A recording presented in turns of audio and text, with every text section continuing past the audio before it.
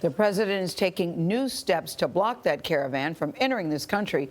He campaigned in Missouri after moving to limit where migrants can apply for asylum and suggesting that border violence could be met with gunfire. He says if they throw rocks, officers should feel okay about shooting back with bullets. The president visits West Virginia and Indiana later today, part of an 8-state swing in the final days of the campaign. Major Garrett covered last night's rally in Columbia and joins us with more on that story. Major, good morning. Good morning to you. The president hit the main midterm closing argument themes: immigration, tax cuts, and the Supreme Court.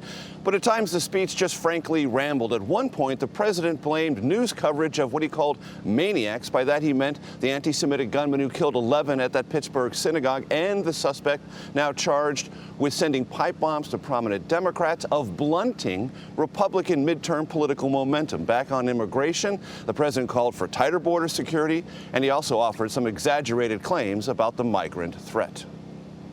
You know, we called up the military because we're not going to let people come into our country when you look at that illegally.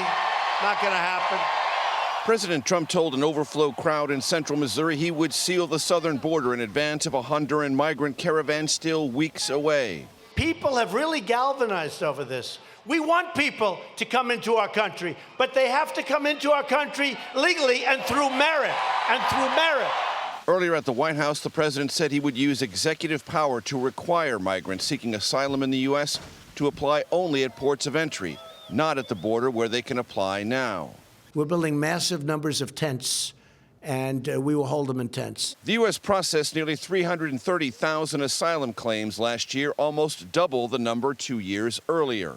These migrants are not legitimate asylum seekers. According to the Department of Homeland Security, the number of credible fear or persecution or torture cases have also reached record highs in recent years, up by nearly 70% between 2015 and 2016. The president also said active duty soldiers would return fire if migrants threw rocks at them. We will consider that a firearm, because there's not much difference when you get hit in the face with a rock. In a statement, the Pentagon said it will not discuss hypothetical situations, but our forces always have the inherent right of defense.